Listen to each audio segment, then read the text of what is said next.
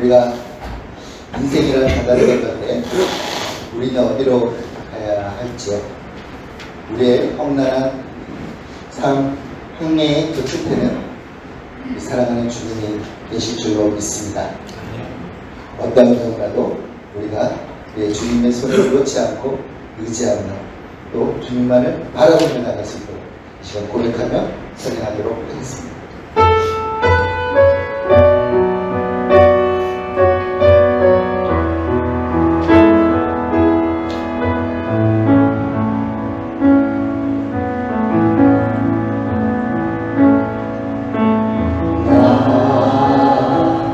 비로소 이제 깊고 넓은 바다간다.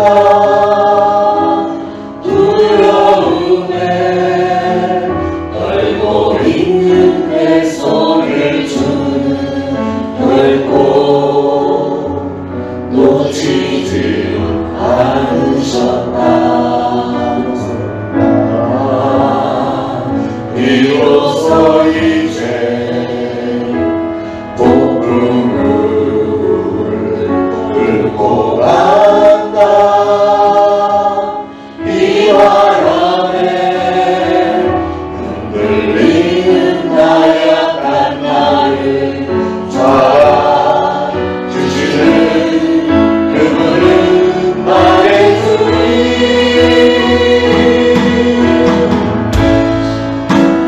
나를 놓지 마소서. 이 깊고 넓은 바다에 홀로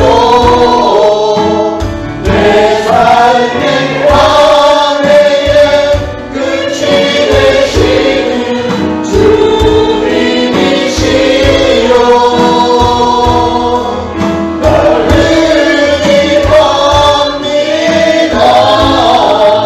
날 포기하지 마소서. 나 잠시 나를 의지하여도 내 삶의 항해에 하나를 잡아 주시옵소서. 다시 한번 고백합니다.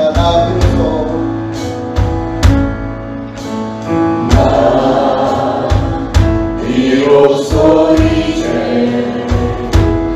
깊고 넓은 바다간다. 두려움에 떨고 있는 내 손을 주는 결코 놓치지 않으셨다. 비로소 이제 폭풍을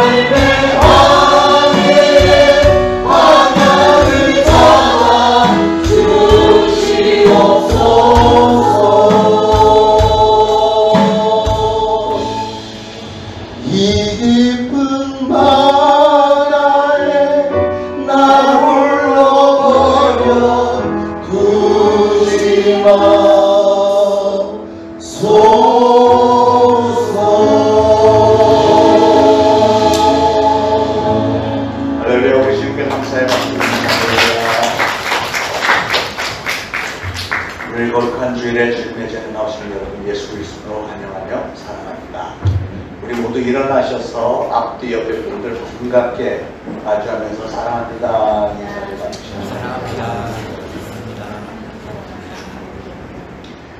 우리 함께 거를 찬양합니다.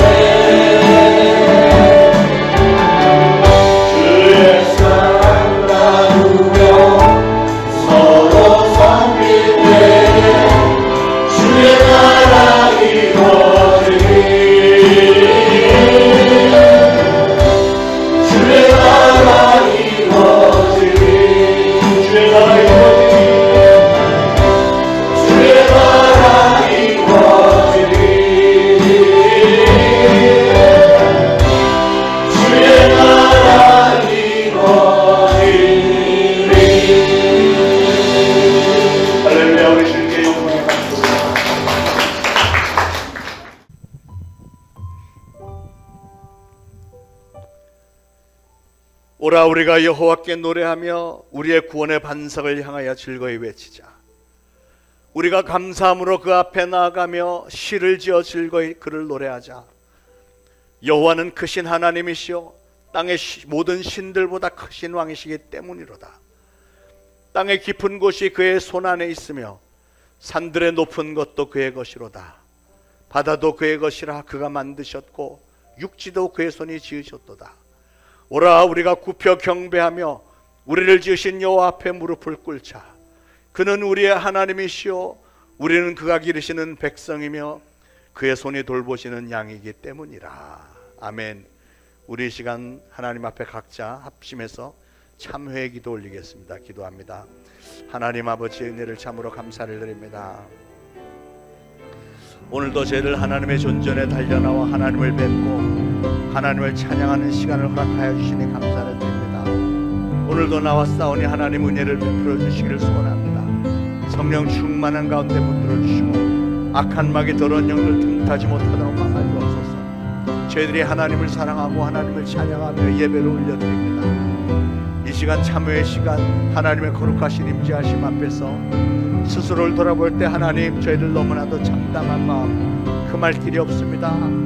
하나님 저희는 분명히 하나님을 사랑하는데 하나님의 말씀 따라 살겠다고 맹세하고 약속을 했는데 아버지 그러나 우리는 마음은 원이로되 육신이 연약하여 자꾸 이렇게 넘어집니다. 그럼에도 불구하고 오늘 예수 그리스도 이름으로 나왔사오니 하나님 저희의 연약함을 불쌍히 여겨주시고 예수 그리스도께서 그래서 나를 위해서 흘려주신 보혈로 나의 모든 죄를 덮으시고 이제는 우리를 죄 없다 칭하시며 우리의 예배를 기쁘게 흠향하여 주시기를 소원합니다. 성령님께서 강하게 임재하여 주시고 오늘 저희들이 올려드린 예배가 하나님에게 좋게 상달이 되어지고 하나님의 기뻐하심이 우리에게도 하감이 되어지며 저희 예배를 통하여서 기쁨과 소망과 능력이 회복되는 시간 축복하여 주옵소서. 하나님께 영광 돌리며 예수 그리스도의 이름으로 간절히 기도합니다. 아멘. 다 같이 사도신경으로 신앙 고백 드리겠습니다. 전능하사 천지를 만드신 하나님 아버지를 내가 믿사오며 그 외아들 우리 주 예수 그리스도를 믿사오니 이는 성령으로 잉태하사 동정녀 마리아에게 나시고 본디오 빌라도에게 고난을 받으사 십자가에 못 박혀 죽으시고 장사한 지 사흘 만에 죽은 자 가운데서 다시 살아나시며 하늘에 오르사 전능하신 하나님 우편에 앉아 계시다가 저리로서 산 자와 죽은 자를 심판하러 오시리라. 성령을 믿사오며 거룩한 공회와 성도가 서로 교통하는 것과 죄를 사하여 주시는 것과 몸이 다시 사는 것과 영원히 사는 것을 믿사옵나이다. 아멘. 모두 착석하시고 함께 기도하시겠습니다. 기도하시겠습니다. 말씀으로 천지 만물을 창조하시고 우리의 생사화복을 주관하시는 참 좋으신 주님을 찬양합니다. 지난 한 주간 동안 주님의 크신 사랑과 은혜 가운데 주님께서 특별히 선택한 우리 초대신앙교회 성도들을 죄악이 가득한 세상에서 불꽃같이 눈동자로 지켜 보호해 주시다가 오늘 주님의 거룩한 성회를 맞이하여 가장 귀하신 하나님께 온 정성으로 주일 예배를 드릴 수 있도록 인도하심을 진심으로 감사드립니다. 비록 우리 눈에는 보이지 않지만 살아계신 하나님 앞에 변함없는 믿음을 향하시는 신실한 신앙인의 모습으로 주님 앞에 인정받는 성실한 종이 되기를 원합니다.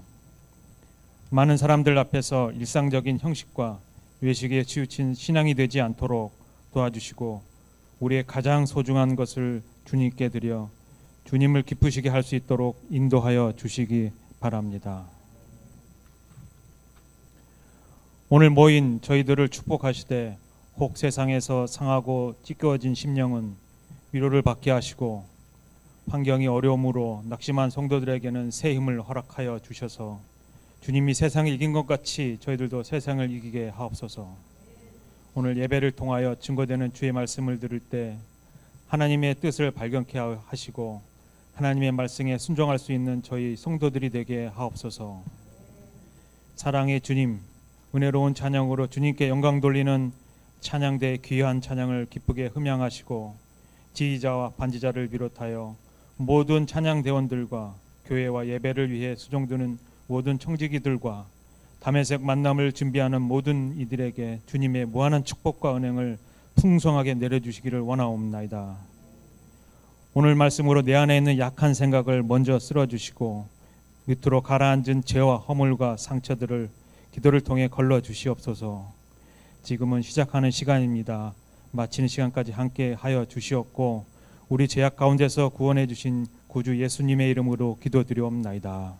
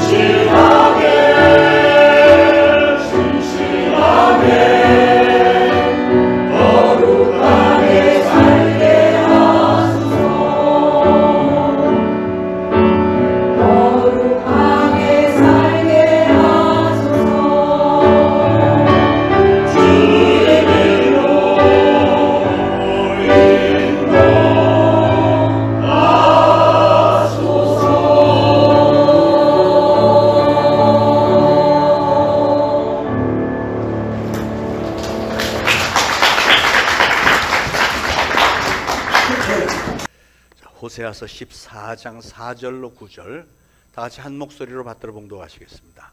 내가 그들의 반역을 고치고 기쁘게 그들을 사랑하리니 나의 진노가 그에게서 떠났음이니라. 내가 이스라엘에게 이슬과 같으리니 그가 백합화 같이 피겠고 레바논 백향목 같이 뿌리가 바뀔 것이라. 그의 가지는 퍼지며 그의 아름다움은 감람나무와 같고 그의 향기는 레바논 백향목 같으리니 그 그늘 아래에 거주하는 자가 돌아올지라. 그들은 곡식같이 풍성할 것이며 포도나무같이 꽃이 필 것이며 그 향기는 레바논의 포도주같이 되리라. 에브라임의 말이 내가 다시 우상과 무슨 상관이 있으려 할지라. 내가 그를 돌아보아 대답하기를 나는 푸른 잣나무 같으니 네가 나로 말미암아 열매를 얻으리라 하리라. 누가 지혜가 있어 이런 일을 깨달으며 누가 총명이 있어 이런 일을 알겠느냐. 여호와의 도는 정직하니 의인은 그 길로 다니거니와 그러나 죄인은 그 길에 걸려 넘어지리라. 아멘. 오늘 말씀은 호세아서의 결론, 제일 마지막 부분입니다. 이스라엘을 향하신 하나님의 마음은 사랑입니다. 사랑. 이스라엘이 그렇게 패역하고 범죄하고 하나님께 등을 돌리고 배신하고 했어도 여전히 하나님의 마음은 사랑이고요. 그 결론을 오늘 말씀을 주신 겁니다. 어느 시골 동네에 작은 초가집이 하나 있었고 마당 한쪽에 닭장이 있었답니다. 어느 날 주인이 일하러 들어나가는 사이에 아궁이에서 일어난 불이 온 집에 옮겨 붙어서 집이 다 타버렸고 사람이 없었기 때문에 인명피해는 없었지만 닭장에 있던 닭들이 모두 연기에 질식돼서 죽었답니다. 그런데 나중에 보니까 어미닭이 품고 있던 병아리 가운데 몇 마리가 살아난 거죠. 물론 어미닭은 죽었지만 어미닭이 품고 있던 병아리 몇 마리는 그 새끼를 보호하려고 하는 어미닭의 본능 가운데 날개 안에 품어서 그 병아리 몇 마리는 살아났다는 것이죠. 저는 이 이야기에서 이 어미닭의 본능을 좀 생각해 보았습니다. 누가 시킨 것도 아니고 가르쳐 준 적도 없고 훈련시킨 적도 없는데 어미닭이 지닌 새끼 보호 본능으로 새끼들을 살렸다는 사실이죠. 이것은 사람의 경우는 훨씬 더하죠. 자녀들을 사랑하는 부모의 희생이나 수고는 정성은 얼마나 큰지요. 부모를 향한 자녀들의 효성은 부모들이 자녀들을 향한 사랑과 희생에 미칠 수가 없습니다. 하지만 짐승이건 사람이건 간에 사랑하는 마음은 분명히 있지만 우리는 능력의 한계가 있기 때문에 우리의 자녀들을 보호하고 지키고 사랑을 베풀 수 있는 범위가 제한적이고 부분적일 수밖에 없습니다. 그러나 여러분, 하나님의 사랑은 무한하고 하나님의 능력은 무제한적입니다. 우리는 그 사실을 오늘 본문에서 발견할 수 있는데요. 그것은 4절에 보니까 고치고 사랑하리니, 이 두 단어가 눈에 확 들어옵니다. 우리 하나님께서는 우리를 고치고 사랑하신다. 이 말씀이 오늘 저의 마음을 확 사로잡았습니다.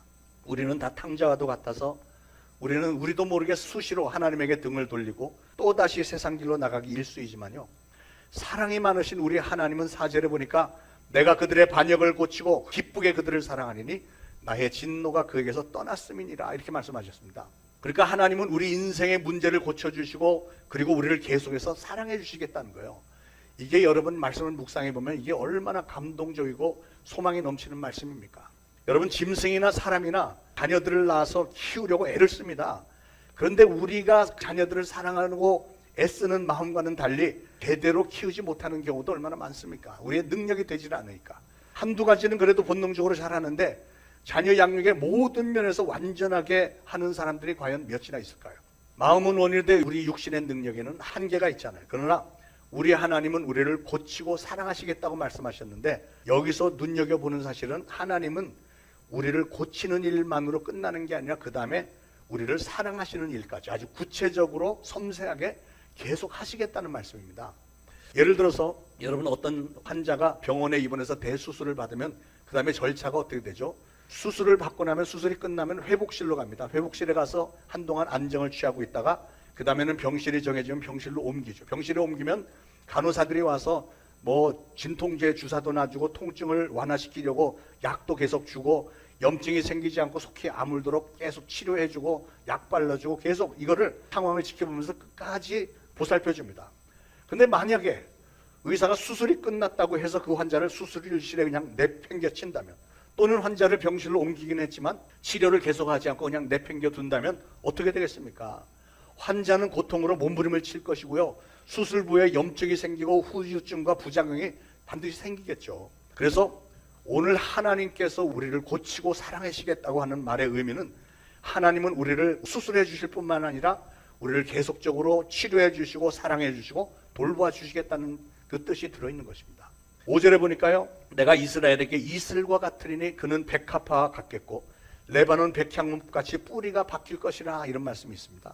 이 말씀은 하나님은 우리를 내버려 두지 않으시고 이슬처럼 목마르지 않고 계속 생명수를 주시고 그 결과로 우리가 마치 백합화처럼 아름답게 피겠고 레바논 백향목같이 뿌리가 박혀서 오랫동안 유지할 것이라는 말씀을 주시는 거예요. 다시 말해서 우리의 삶에 꽃이 피고 뿌리가 깊이 박혀서 우리가 생명을 계속 유지할 수 있도록 우리를 돌봐주시고 지켜주시겠다는 말씀입니다. 오늘 본문을 조금 더 자세히 보겠습니다. 4절에 다시 보니까 내가 그들의 반역을 고치고 그랬어요. 반역을 고친다. 여기서 고친다는 말은 세 가지 의미를 우리가 생각해 볼 수 있겠는데, 첫째는 하나님을 배신하고 등을 돌려버렸던 영혼들을 고쳐서 구원해 내시겠다고 하는 하나님의 뜻이 들어있고요. 두 번째는 우리의 육신을 고쳐서 건강하게 만들어 주시겠다는 뜻도 있고, 세 번째로는 우리의 삶을 고쳐서 인격적이고 신앙적인 존재로 변화시켜 주시겠다는 뜻이 들어있습니다. 여기서 중요한 것은 반역을 고친다는 대목인데요. 반역이 뭡니까? 반역은 배신과 불신을 얘기합니다. 그러니까 이스라엘 백성들이 영적으로, 육신적으로, 인격적으로 깊이 병이 들었는데, 그렇게 병들게 된 원인이 바로 하나님에 대한 배신과 불신 때문인데, 하나님은 그 백성들의 그런 반역까지도 고쳐주시고 그리고 지켜주시겠다는 것이죠. 돌봐주시겠다는 것이죠. 바로 여기에 하나님의 사랑이 있습니다. 하나님의 사랑은 우리 인간의 사랑과는 차이가 많은 것 같아요. 우리 하나님은 우리의 영혼과 육체를 고치고 우리의 삶을 고치시는데, 이것은 전 인격적인 인생의 구원과 치유를 말합니다. 우리 인간은 고치더라도 한두 군데밖에 못 고치지만, 우리 하나님은 우리 삶의 전체를 고쳐주실 수 있는 분이시죠. 그렇게 고쳐주시겠다는 거예요. 여러분, 반역은 사실 아주 좋지 않은 나쁜 행위입니다. 그렇죠? 그런데 이 반역이라는 나쁜 행위를 고치는 것은 우리 자신이 스스로 할 수 있는 능력이 없습니다. 왜냐하면 우리 인간들은 우리도 모르는 사이에 굉장히 이기적이 되어 있고요. 우리는 굉장히 근시안적에서 바로 눈앞의 이익만 바라보면서 살기 때문에, 그래서 우리는 수시로 하나님을 배신하고 반역을 하게 되는 그런 연약한 존재들입니다. 결국은 그것도 하나님께서 직접 고쳐줘야 되시는 것이기 때문에, 그래서 하나님께서 우리가 하나님께 반역하는 습관도 고치시겠다는 거죠. 그 다음에 두 번째로는 기쁘게 그들을 사랑하리니 그랬어요. 사랑하면 사랑하지 왜 기쁘게라는 것을 강조했을까요? 기쁘게 그들을 사랑하신다. 하나님이 기쁘게 우리를 사랑하신다는 것은 아무 조건 없이 그냥 기쁨으로 사랑하신대요. 마치 여러분이 여러분의 자녀들이 때때로 사고도 치고 못되게 굴어도 여전히 사랑하시듯이, 우리 하나님도 우리를 사랑하실 때 우리는 수시로 넘어지고 범죄하기도 하고 하지만, 그래도 우리를 사랑하지 않고는 견딜 수 없다는 거죠. 하나님의 형상대로 우리를 지어놓고 내가 너를 사랑하겠다고 작정을 하셨기 때문에 우리 하나님은 우리를 기쁘게 사랑하시겠다는 거예요. 여러분, 솔직히 말하면 우리는 하나님을 기쁘시게 해드린 적이 별로 없습니다. 우리는 하나님을 위해서 뭔가 열심히 하는 것 같은데, 하나님은 만약에 하나님이 네가 나를 위해서 해준 게 뭐 있니? 이렇게 물어보면 할 말이 사실은 없는 거예요. 오히려 우리는 하나님을 늘 근심하게 만드는 일이 훨씬 더 많죠. 그러나 여러분, 이 세상에서 가장 위대하신 하나님의 사랑은 조건이 없습니다. 그리고 그 하나님의 사랑은 그 어떤 힘으로도 막을 수가 없는 거예요. 마귀도 그것을 막지 못합니다. 그래서 사도 바울은 로마서 8장 35절에서 고백하기를, 누가 우리를 그리스도의 사랑에서 끊으리요? 환난이나 곤고나 핍박이나 기근이나 적신이나 위험이나 칼이랴, 이렇게 얘기했습니다. 여러분, 사랑을 누가 끊으려고 한다고 해서 끊기고, 환난이나 핍박이나 기근, 즉 경제적으로 어렵고, 또는 상대방이 좀 머리가 좀 돌아가질 않아갖고 좀 답답하고 비슷한 실수를 계속해서 반복한다고 하면서 화가 치밀어 오른다고 해서 수시로 걷어차버리는 사랑이라면, 그건 하나님의 사랑과 너무 차이가 많잖아요.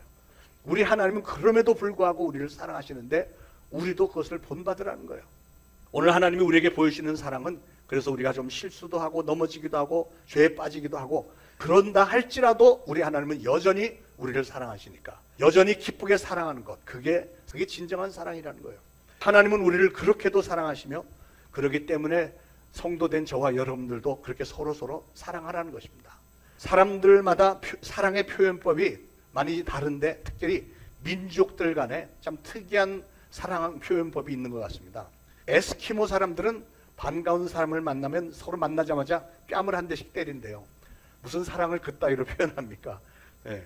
티벳 사람들은 사랑을 표현할 때 자기 귀를 잡아당기면서 혓바닥을 이게 사랑의 표시래. 무슨 사람을 조롱하는 것 같은 그런 모습인데, 문화가 다르기 때문에 사람들은 사랑의 표현이 조금씩 다릅니다.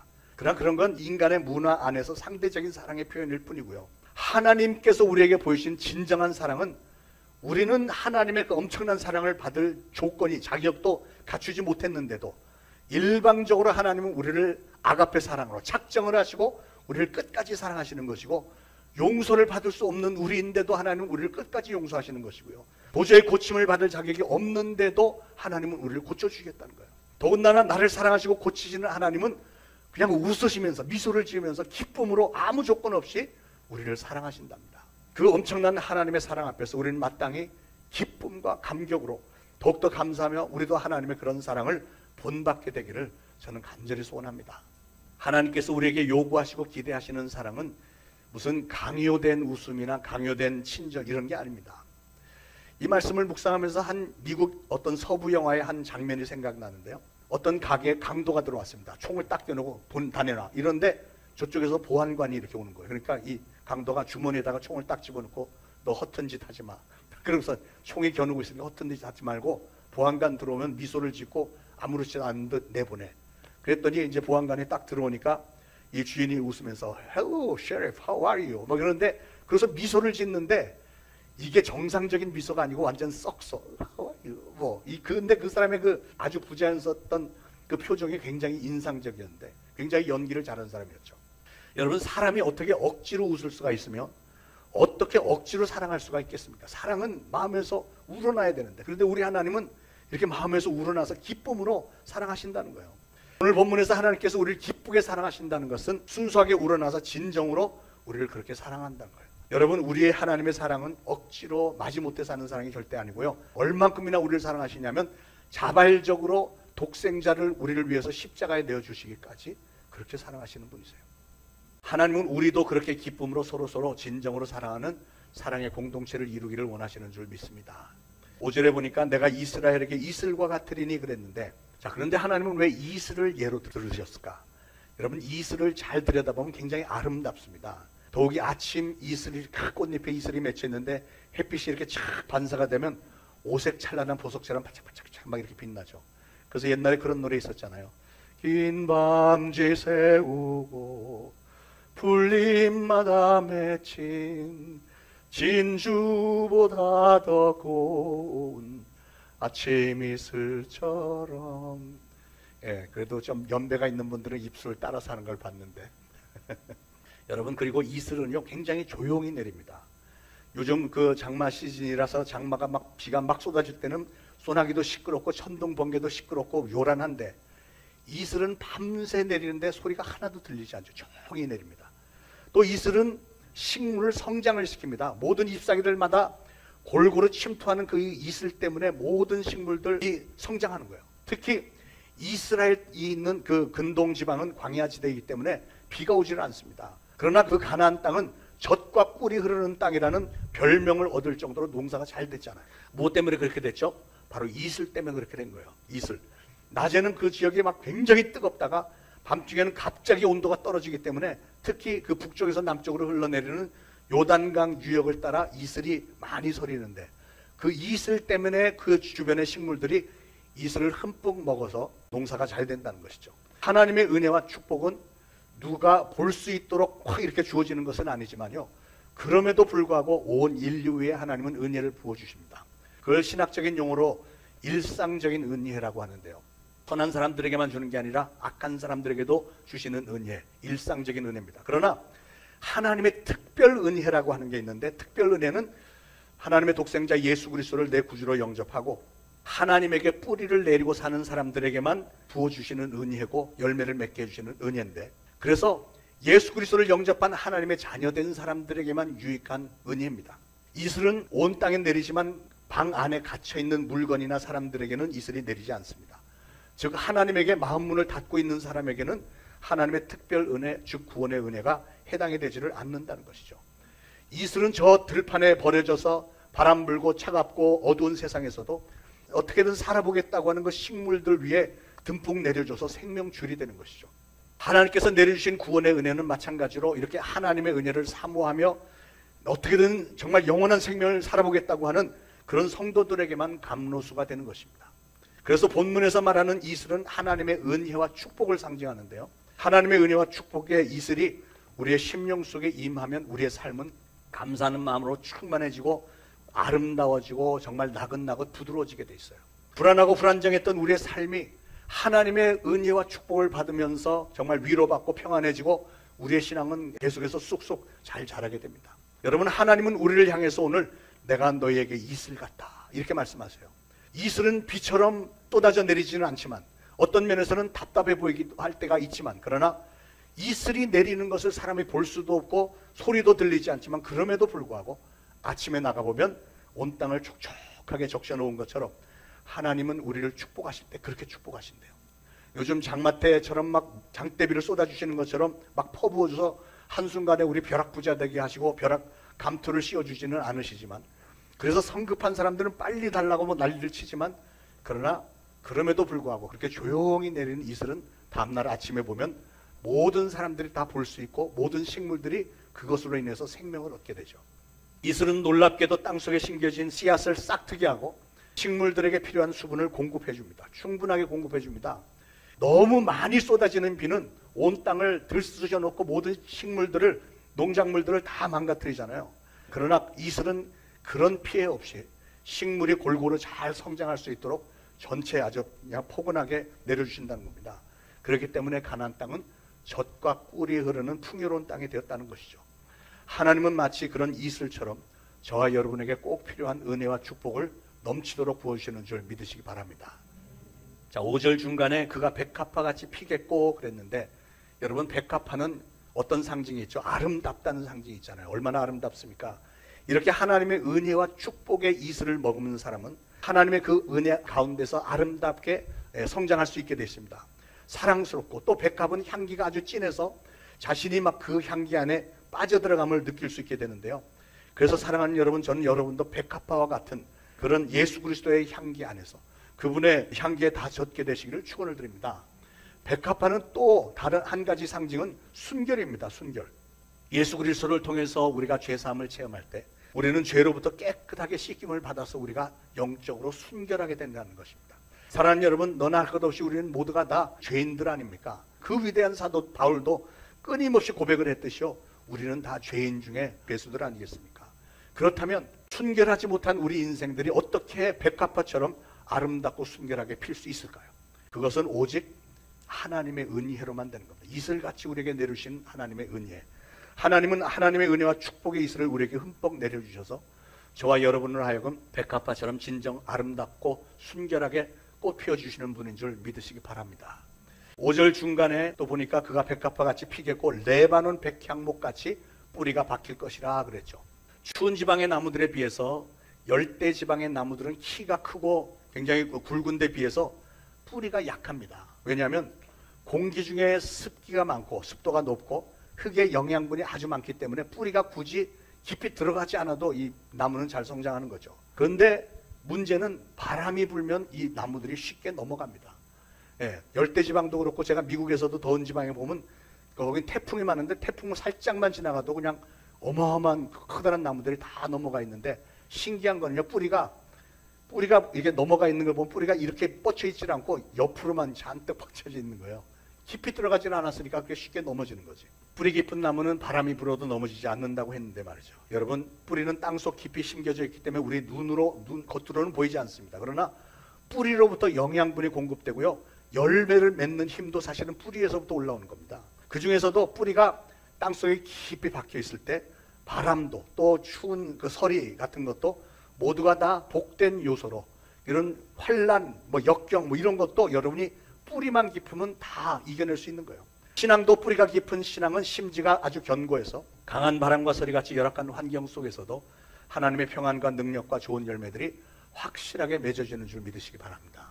사랑하는 여러분, 하나님은 우리의 삶의 뿌리가 되십니다. 많은 사람들이 자기의 뿌리를 이 세상에 살면서 무슨 인맥이나 무슨 재산이나 명예에다가 자꾸 줄을 대려고 안간힘을 다하고 있는데요.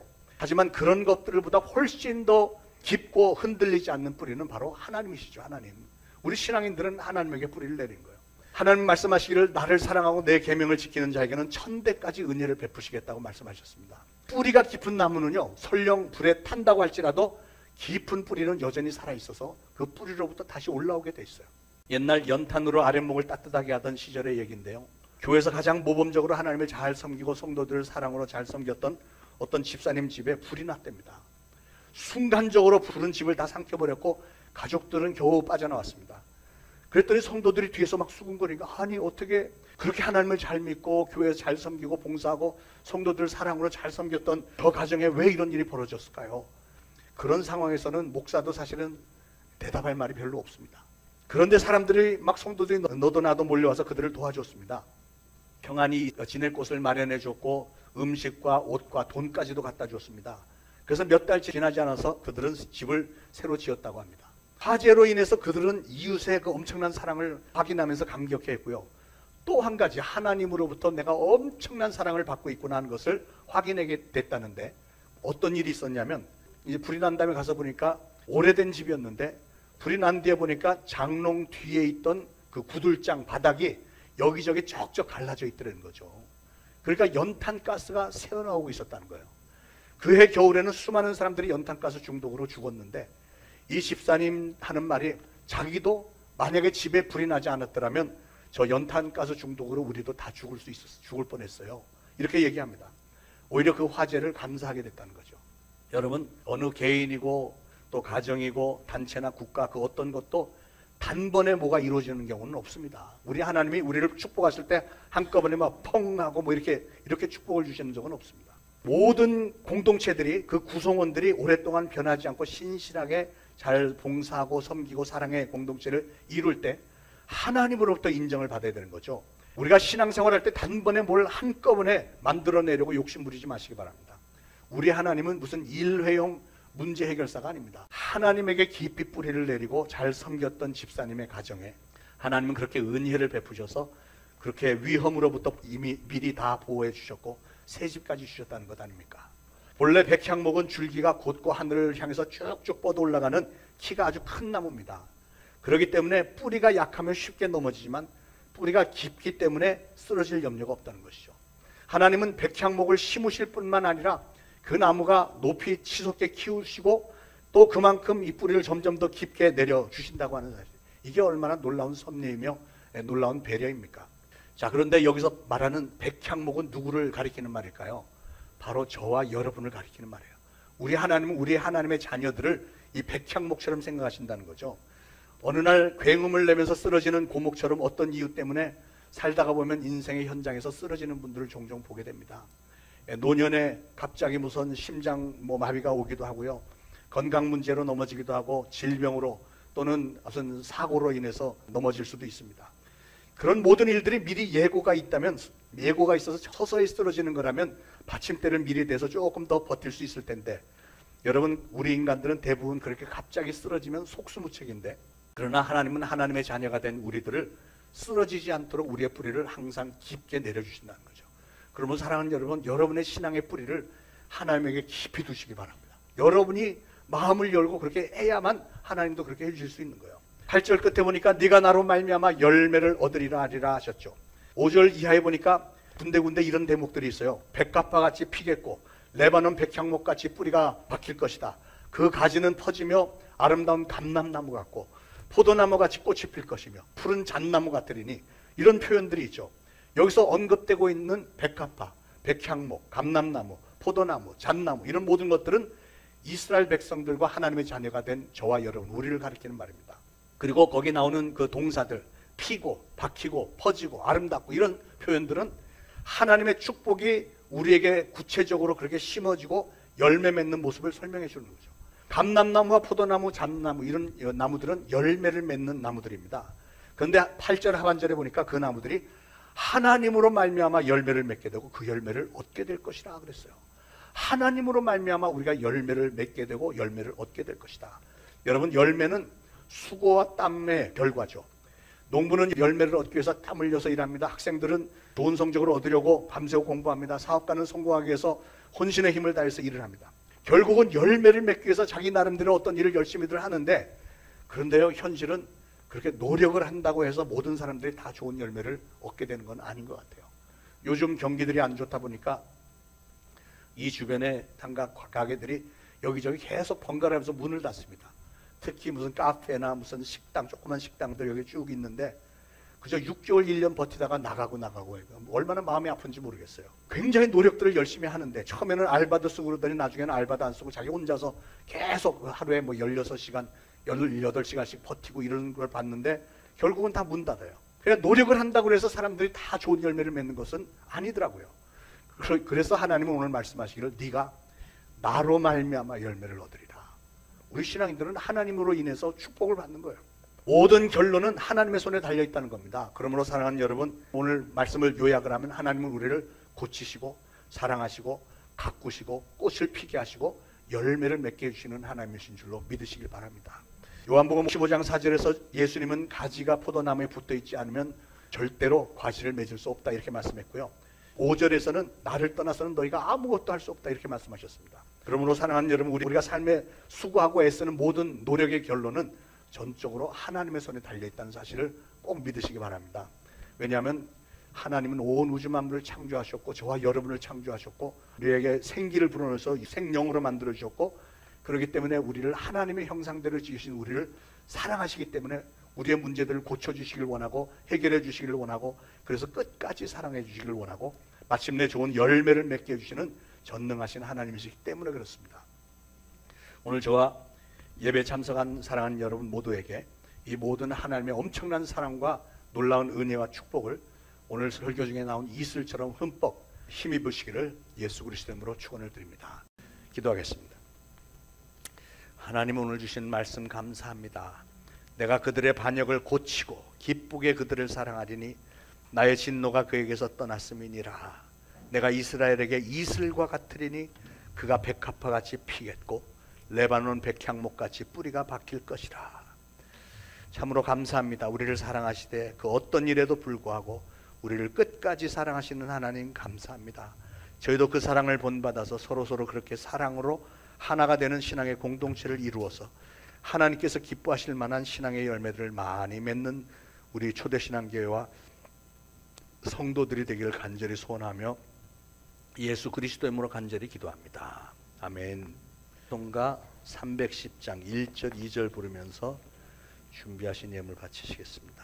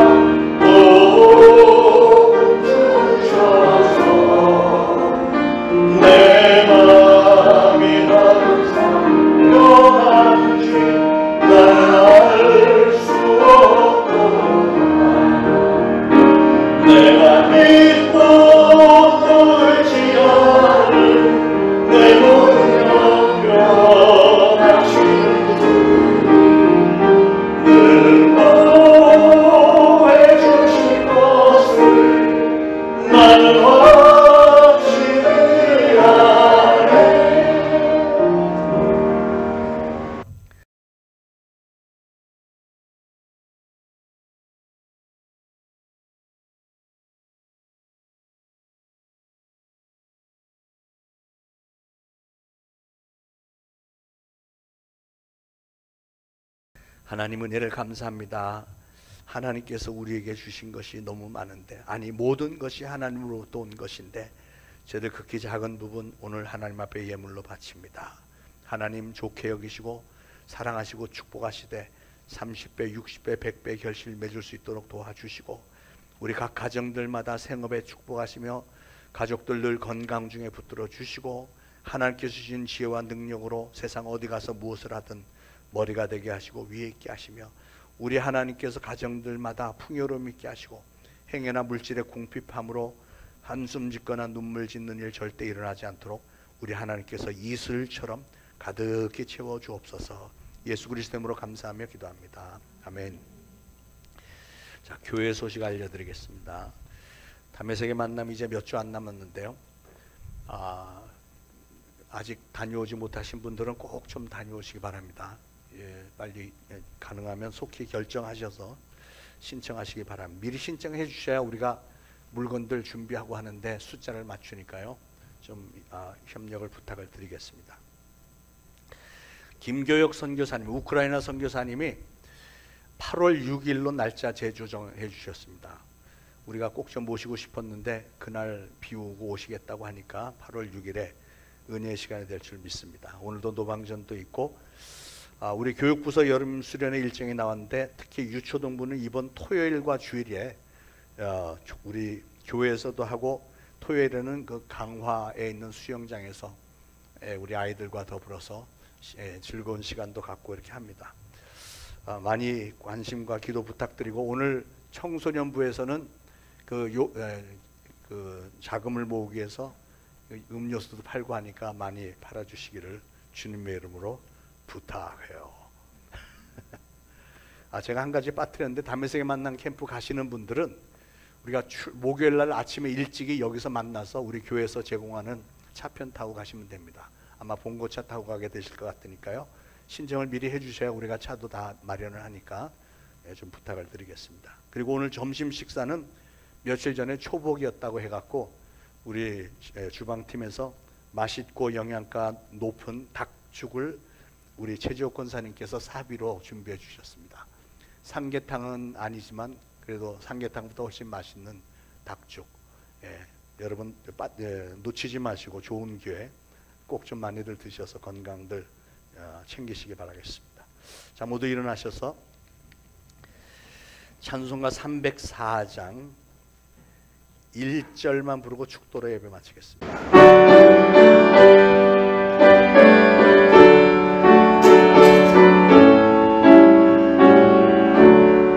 크신 하나님의 사랑 말로 나누어